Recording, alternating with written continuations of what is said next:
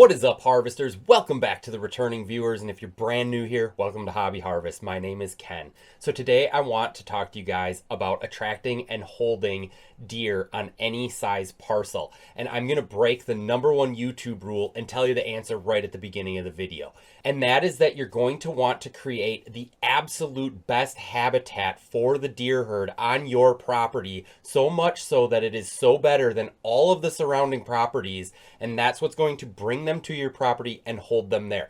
Now, if you want to know how we're going to actually do that, though, you're going to have to stick around for the end of the video. So let's get started. The #1 thing you're going to need to focus on to even attract that big deer herd in the first place is, of course, food. Now, deer eat 5 times a day, and each deer eats about 4 to 6 pounds of food per day. That's a lot of time spent eating. They are grazers, they browse, they eat while they walk. They are almost always munching on something if they're not just laying down. So even when they're walking through the woods, they will find something, they will take a mouthful of it, and they will munch on it as they continue to walk. They're like a cow, or they're almost always chewing on something. So you are going to want to focus on food first. And I know you're probably thinking food plots. Like, yep, I can't say that we're not going to talk about food plots, but there's actually 3 food sources that I want to focus on here, because you do want diversity of food throughout your property if you are going to attract and hold this large deer herd. So of course, #1 is always going to be food plots. They are the best food source for attracting and holding deer, but I have made a ton of videos about food plots, so we aren't even going to talk about that in this video. You can go check out those other ones if you want to learn how to put in the best food plot. #2, though, is going to be your trees. So we're talking about your oak trees here. We're talking about fruit trees, nut trees, any sort of tree that creates mast that the deer will feed on. So if you have oak trees on your property, what you're going to want to do is find those big, tall, mature oak trees. You're going to want to get out there with a chainsaw, and you're going to want to clear out all of the competition for that big oak tree. Any of those subordinate trees that are maybe coming up, growing underneath it, get those out of there. Let this tree have full advantage of full sunlight, not having other trees kind of sucking up the moisture in the ground underneath it. And then the other thing you can do once you've done that is get out there and throw some 10-10-10, just basic fertilizer down. That's really going to help those oak trees that you have on your property produce more acorns, produce better tasting acorns, and really produce the best acorns out of any of the properties in your area, so that those deer, when all of those acorns drop, the deer don't just scatter to wherever in the woods. Like this past season, we had a bumper crop of acorns, and a lot of guys had a really weird hunt this year because the deer were just all over the place because of where those acorns were. Now, if you can create a property that has the best acorns in the surrounding area, guess where the deer are going to be when all those acorns drop. Now, we don't want to rely completely on something like acorns, because once those acorns are eaten up, they're gone. Now the deer are looking for a different food source. You do need those other food sources on your property as well, which gets me into #3. And so #3 is, of course, if you just have a big mature woods like I do on my northwestern Wisconsin property, you need to get that high canopy down. Of course, leave those big oak trees. That canopy can stay because they are producing for you, but get rid of that other high canopy.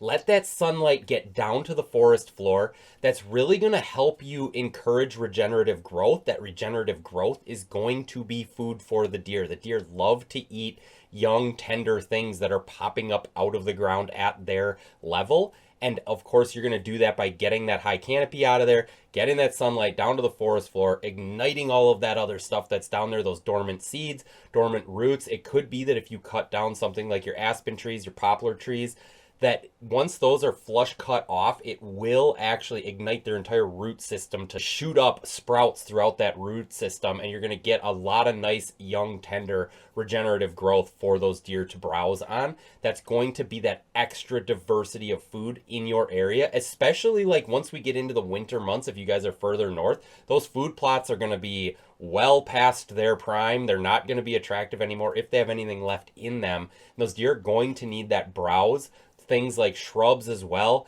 to munch on to get them through the winter and get them through that later part of the season. And then once, of course, if the deer have their food source, the other thing they're going to need is a water source. So if you don't have a natural water source on your property, you are going to want to put in things like water holes. Now, water holes can be put in regardless as just an attraction at like a stand location. But if you don't have any water source whatsoever on your property, you're going to want to put some in on your property so that your deer aren't leaving your property to go get water only to come back to eat food. Although they do get the majority of their water from the leafy greens they eat, there is going to be a need for a supplemental water source on your property if you are bringing all of these deer onto your property. So just make sure you also have that water source so the deer aren't leaving your property to go find one. And that brings us to the sponsor of this video, which of course is me. Guys, I do this 100% on my own. If you would love to support me and support the channel, go ahead and hit that thumbs up button below. Hit that subscribe button if you haven't already. If you guys have any questions, leave them for me down in the comment section. I'd be happy to answer them for you. Now, the next thing we want to talk about is cover. So deer need that food source, they need that water source, and now they also need cover. They need a bedding area to hang out in during the daylight hours when they're not up on their feet and moving. So you want to have a secluded sanctuary on your property. So you want an area of your property that you never go to and you never touch, other than maybe in spring and early summer when you're maybe working on it. But during the hunting season, that you never go to, you never touch it, never go to it, you just let the deer be in that area so that they know that there is never any human activity there. That's where they're going to run to when all of the other commotion in the woods starts during the hunting season, when that orange army hits the woods, when all those other hunters are out there. That's where they know they can go to be safe, and that's going to be on your property. Now, you do want to get in there, and again, if there's any high canopy trees, get those cut down. Get that regenerative growth coming up in there, because deer do need browse in their bedding areas. So if you have things like, if there are oak trees in there, you are getting some acorns in there. I do consider acorns more of like a hardy browse than a like leafy green, obviously, which is what they're going to be looking for in those food plots. But you do want that regenerative growth in there, those shrubs, those briars, anything for them to munch on while they're in those bedding areas. You want this to be really thick too. You don't want to be able to see too far off into the woods when you're standing in this area, which is just a good rule of thumb in general. Like if you go out anywhere on your property and you can see far off into the distance while you're standing in an area where you expect the deer to be, you're really going to want to cut down on those sight lines. And so there's a bunch of different ways to do that, but number one is going to be get that high canopy down. That canopy up there is not doing you any good. You need that sunlight down at the forest floor. That's where the deer can utilize the growth of everything that sun is helping to grow. It's not helping them to have canopy way up at the tops of these huge trees because they can't get at it. And then on top of having that sanctuary part of your property, you're also going to want to have pocketed cover throughout your property. So if you have food sources, you have those food plots, and you're going to want cover adjacent to them, like immediately adjacent to them, maybe within 50 yards of them, because that's where your does and fawns are going to bed. They will bed in that first layer of cover right next to where your food sources are. You can really handle bedding a lot of your doe and fawn population right off of your food sources, and then that'll leave those like back sanctuary areas open for your big mature bucks and maybe your intermediate age bucks, so that they can kind of still stay on your property, because they don't really want to stick around with the does and fawns. And those does and fawns will of course stay right next to your food sources, so it's very easy to take care of them if you put this pocketed bedding right next to your food sources. Then take care of those mature bucks in that deep, dark back corner of your property, and you'll be able to hold all of these deer on your property. Now, once you've kind of figured out where all of these things are going to be on your property, where the food is, where the cover is, the bedding areas, you're going to want to work on screening everything. So the way that we put more deer on a smaller property, or the way we put more deer on a big property, is to have everything kind of compartmentalized with screening. So you're going to want to put a screen between that food plot and that doe bedding area so that they can't see out onto it. That'll also force them to have to come out onto it in order to feed on it, or for a buck to come out onto it as well if he wants to see if there's any does on there, because he can't see through the screen until he actually steps out onto the plot.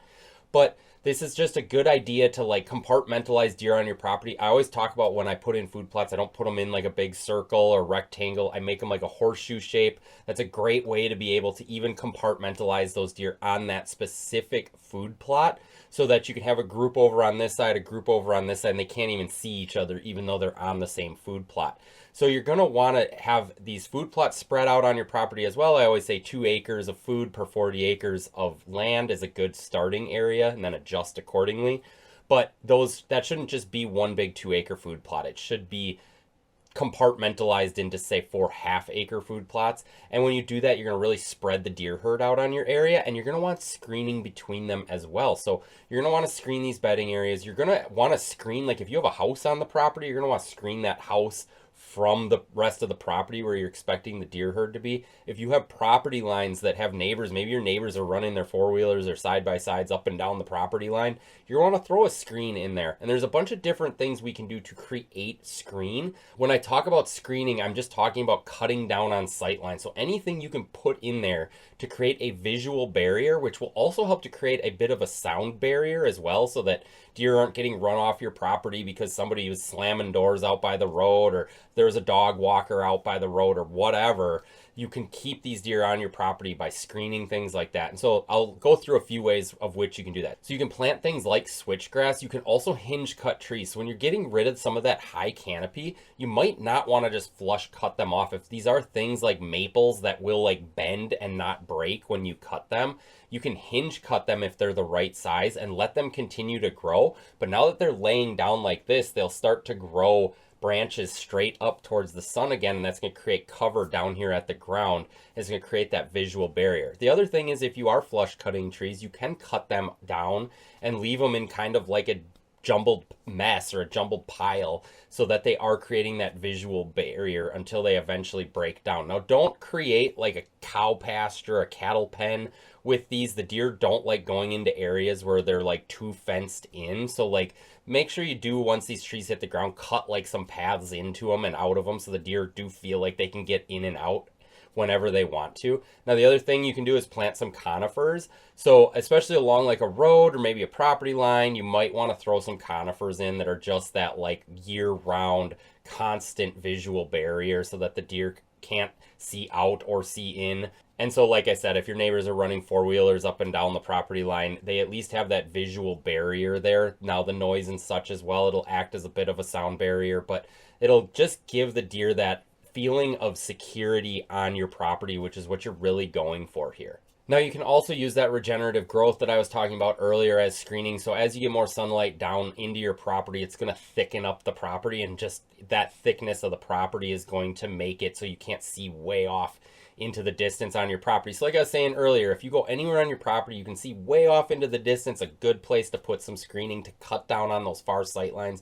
The deer do feel way more safe and secure when they're in thick cover. That's where we always find them when we're hunting them, right? They're in the thickest part of the woods. They're not standing out in the middle of an open field, unless it's like maybe a rutting buck chasing a doe or something, but that's a whole different time of the year.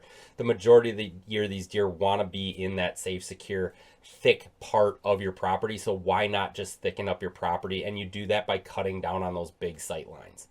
Now, the next thing we want to talk about is like screening your hunter ingress and egress into your property. And this is a thing that a lot of habitat improvers forget to focus on. They put in all of these awesome food plots. They put in these awesome bedding areas. They put in these nice, maybe screen stand locations, and then they completely forget that they actually have to walk to and from those stand locations. You want to make sure that these areas of your property are screened from your deer herd as well, so that deer can't be sitting in a bedding area and then watch you walk all the way into your stand location and be like, guess I'm not going over there tonight.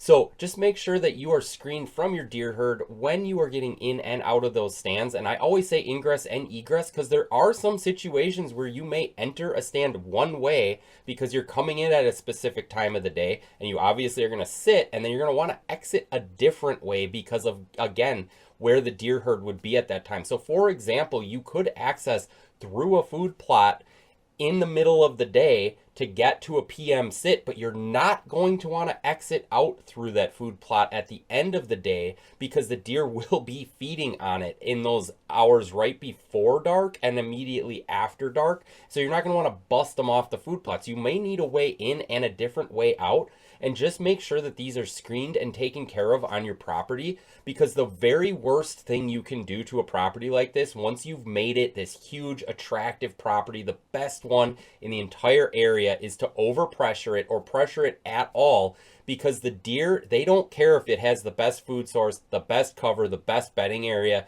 If there's human scent all around in there, they're not coming in there, because the number one thing they want is security. So just make sure you are a predator and you're acting like a predator when you come in and out of your property, and don't let your prey know that you're even there. Now, if you guys loved this video, YouTube thinks you're going to like this one. Otherwise, go check out this one, and I'll catch you guys on the next one.